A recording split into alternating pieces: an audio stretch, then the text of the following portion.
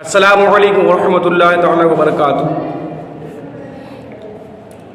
آج کا جو مسئلہ ہے کہ اگر حالت روزہ میں انجیکشن لگوا لیا تو روزہ ٹوٹے گا یا نہیں ٹوٹے گا؟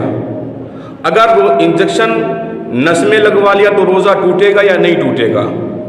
اگر آپ نے کسی خوشبو کو سونگھا تو آپ کا روزہ ٹوٹے گا یا نہیں ٹوٹے گا؟ اور آپ نے آنکھوں میں سرما لگا لیا تو روزہ ٹوٹے گا یا نہیں ٹوٹے گا؟ ان تمام چیزوں کو میں آپ تک پہنچا رہا ہوں، لہذا اس ویڈیو کو آگے بھی شیئر کریں اور دوسروں تک پہنچائیں، خود بھی سیکھیں، دوسروں کو بھی سکھائیں۔ اس کا جو کل مسئلہ یہ ہے، جو مکمل تحقیق ہے وہ میں آپ کے سامنے رکھ رہا ہوں۔ جو اس کی مکمل تحقیق یہ کہ انجیکشن اگر آپ نے لگوایا ہے تو آپ کے انجیکشن لگوانے سے آپ کا روزہ ہرگز نہیں ٹوٹے گا۔ اب وہ چاہے انجیکشن آپ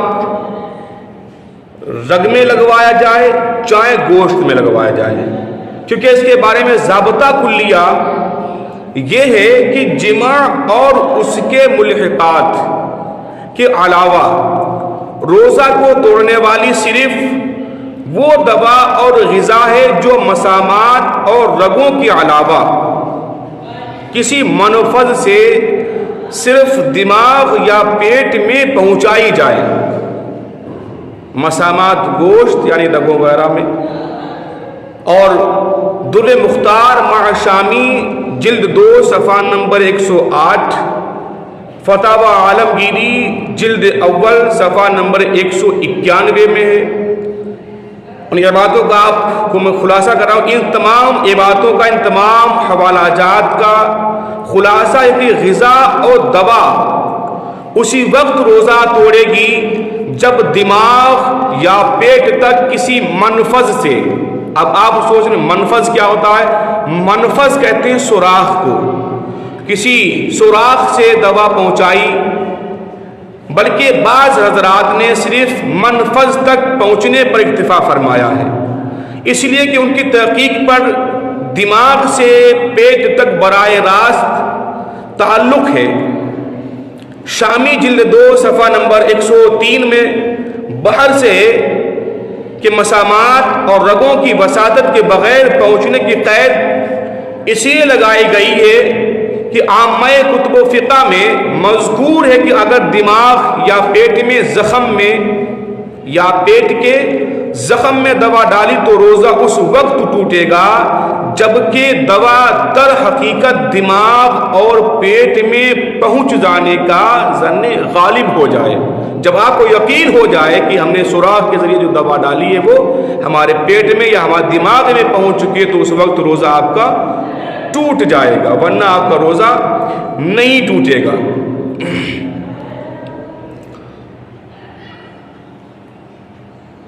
اور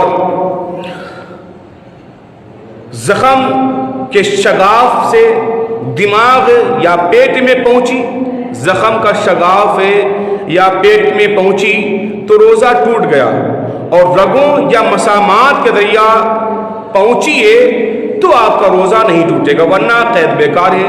اس لیے کہ جب کوئی دوا، خصوصاً پانی والی دوائیاں جو ہوتی ہیں، سوکھی دوائیاں نہیں، جو پانی والی دوائیاں ہوتی ہیں، تر دوائی، ٹھیک ہے، خصوصاً تر دوا ڈالی جائے گی تو عروق و مسامات کے ذریعہ ضرور دماغ تک پہنچے گی۔ اگر عروق و مسامات کے ذریعہ دوا کا پہنچنا روزہ کو توڑ دیتا ہے تو یہ قید بیکار تھی۔ بنائے علی یہ تصریح یہ ہے کہ اگر آنکھ میں دوا ڈالی یا سرما لگایا تو روزہ نہیں ٹوٹا، اگرچہ دوا کا قطرہ حلق میں محسوس ہو کر سرما تھوک یا ریٹھ کے ساتھ نکلے۔ فتاوی عالمگیری جلد اول مطبوعہ مصر صفحہ نمبر 190 اور در مختار مع شامی جلد 2 صفحہ نمبر 98 اور اسی ساتھ شامی بھی ہے، اور صاحب نہر نے تصحیح کر دی حلق میں جو محسوس ہو، تھوک میں جو آیا وہ چونکہ مسام کے ذریعہ آیا، لہذا روزہ توڑنے والا نہیں ہے، اس سے روزہ آپ کا نہیں ٹوٹے گا۔ روزہ توڑنے والا وہ ہے جو منفذ سے دماغ یا پیٹ تک پہنچے، یعنی کسی راستے سے، کسی سوراخ سے دماغ تک پہنچے یا پیٹ تک پہنچے، تب آپ کا روزہ ٹوٹ جائے گا۔ اور یہ جو پہنچا ہے دوا یا سرما اور وغیرہ والا چیز جو ہے وہ مسامات اور کے ذریعے پہنچا ہے، تو مسامات کے ذریعے سے، یعنی گوشت کے ذریعے سے یا رگوں کے ذریعے سے پہنچا ہے، تو اس سے آپ کا روزہ نہیں ٹوٹے گا۔ اسی طرح یہ جزیہ ہے، کسی نے اپنے سوراخ ذکر میں تیل ڈالا تو روزہ نہیں ٹوٹے گا، اگرچہ وہ تیل مثانہ تک پہنچ جائے، اور علت یہ بیان فرمایا کہ سوراخ ذکر اور پیٹ کے درمیان منفذ نہیں ہوتا، یعنی سوراخ نہیں ہوتا ہے۔ اور اسی طرح سے ہدایہ جلد اول صفحہ نمبر 200 میں بھی ہے، اور رد المحتاج جلد 2 صفحہ نمبر 100 پر بھی ہے۔ اور اس سے معلوم ہوا کہ امام اعظم ابو حنیفہ اور امام ابو یوسف کا جو اختلاف ہے اس مبنی پر ہے کہ سوراخ ذکر اور پیٹ کے درمیان منفذ ہے یا نہیں ہے۔ روزہ میں مسامات کے وجود سے کسی کو انکار نہیں ہے، اگر مسامات کے ذریعہ پہنچنا روزہ توڑتا تو سوراخ ذکر میں تیل ڈالنا بالاتفاق روزہ کو توڑ دیتا۔ فتاوی عالمگیری جلد اول مطبوعہ مصر صفحہ نمبر 190 میں صاف تصریح ہے، جس سے ثابت ہو گیا کہ اندرون جسم کسی جگہ دوا یا غذا کا مسام کے ذریعہ پہنچنا روزہ نہیں توڑتا۔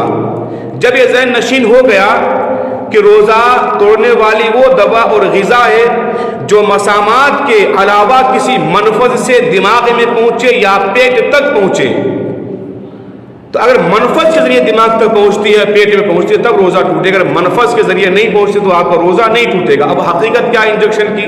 اب انجیکشن کی جو حقیقت ہے، اب انجیکشن لگایا جاتا تو وہ گوشت میں لگایا جاتا ہے، اور اس کے بارے میں تو ظاہر ہے کہ پورے جسم میں مسامات ہی کے ذریعہ پہنچتا ہے، لہذا اس سے روزہ کا نہ ٹوٹنا ظاہر مسامات یعنی گوشت کے ذریعے وہ دوا پہنچتی ہے۔ تو اگر گوشت میں انجیکشن لگائے تو اب گوشت کے ذریعے وہ دوا پہنچ رہی ہے پورے جسم کے اندر، تو اب گوشت کے ذریعے پہنچنے سے دوا تو آپ کا روزہ نہیں ٹوٹے گا جب تک کسی سوراخ کے ذریعے، کسی آلہ کے ذریعے وہ آپ کے پیٹ میں داخل نہ کیا جائے، دماغ تک نہ پہنچایا جائے۔ اب رہ گیا اس بات کو کہ اب انجیکشن اگر ہم نے گوشت کو چھوڑ کر کے نس میں لگوا لیا تو کیا نس میں لگوانے سے روزہ ٹوٹے گا یا نہیں ٹوٹے گا؟ تو اب نس میں لگوانے سے بھی آپ کا روزہ نہیں ٹوٹے گا، کیونکہ نس میں لگوانے کی جو حیت ہے، جو ماہیت ہے، وہ یہ ہے کہ خون رگوں سے دل میں جاتا ہے، پہلے خون رگوں میں دوڑتا ہے اور پھر اس کے بعد میں یہ خون دل میں جاتا ہے، پھر وہاں سے رگوں میں لوٹتا ہے۔ دل سے دماغ اور پیٹ تک کوئی منفذ نہیں ہے، اس لیے رگوں میں یعنی نس میں انجیکشن لگوانے سے بھی آپ کا روزہ نہیں ٹوٹے گا۔ اگر آپ خوشبو سونگھتے ہیں تو خوشبو سونگھنے سے بھی آپ کا روزہ نہیں ٹوٹے گا۔ اور بہت سی عورتیں کہتی ہیں ہم نے سر میں تیل ڈال لیا تو روزہ ٹوٹ جائے گا، کچھ عورتیں کہتی ہیں کہ عصر کے بعد تیل ڈالنا چاہیے، ظہر کے بعد تیل نہ ڈالنا چاہیے۔ تو آپ پورے دن میں کسی بھی وقت آپ سر میں تیل ڈالیں، آپ کا روزہ نہیں ٹوٹے گا۔ اور اگر آپ چاہیں خوشبو لگائیں، چاہیں خوشبو سونگھیں، آپ کا روزہ اس سے ٹوٹنے والا نہیں ہے۔ بہت سے لوگ کہتے ہیں سر میں کنگھا کرنے سے روزہ ٹوٹ جاتا ہے۔ یہ ساری باتیں تبھی ہوتی ہیں جب انسان کے پاس علم نہیں ہوتا ہے، جب علم کی کمی ہوتی ہے، اور علم جب پاس نہیں ہوتا تب انسان ایسی باتیں کرتا ہے۔ تو لہذا خوشبو سونگھنے سے اور سر میں تیل ڈالنے سے، بہت سے لوگ کہتے ہیں سرما لگانے سے روزہ ٹوٹ جاتا ہے، حالانکہ میں نے پیچھے بتا بھی دیا ہے سرما لگانے سے بھی روزہ نہیں ٹوٹے گا آپ کا۔ اگرچہ سرما جو ہے وہ کسی ریٹ کے ذریعے حلق تک محسوس ہو، آپ کو تھوک کے ذریعے باہر بھی آ جائے تو بھی آپ کا روزہ نہیں ٹوٹے گا۔ تو اس سے تمام باتیں صاف ہو گئی۔ ظاہر کی انجیکشن لگوانے سے، چاہے آپ گوشت میں انجیکشن لگوائیں تب بھی روزہ نہیں ٹوٹے گا، چاہے آپ نس میں انجیکشن لگوائیں تب بھی آپ کا روزہ نہیں ٹوٹے گا۔ کچھ لوگ کہتے ہیں کہ عصر کے بعد انجیکشن لگوانا چاہیے۔ دیکھیے بھائی، روزہ جو ہوتا ہے وہ صبح طلوع فجر سے لے کر کے غروب آفتاب تک ہوتا ہے، اور روزہ کا پورا دن حکم ایک ہوتا ہے۔ جب آپ چاہے صبح میں انجیکشن لگوائیں تو بھی وہی حکم ہے، آپ ظہر کے بعد انجیکشن لگوائیں گے تب بھی آپ کا وہی حکم ہے، چاہے آپ عصر کے بعد انجیکشن لگوائیں گے تب بھی آپ کا وہی حکم ہے۔ لہذا آپ دن میں کسی بھی ٹائم انجیکشن لگوا سکتے ہیں، انجیکشن لگوانے سے آپ کا روزہ کسی بھی حال میں ٹوٹنے والا نہیں ہے۔ واللہ تعالی عالم بالصواب۔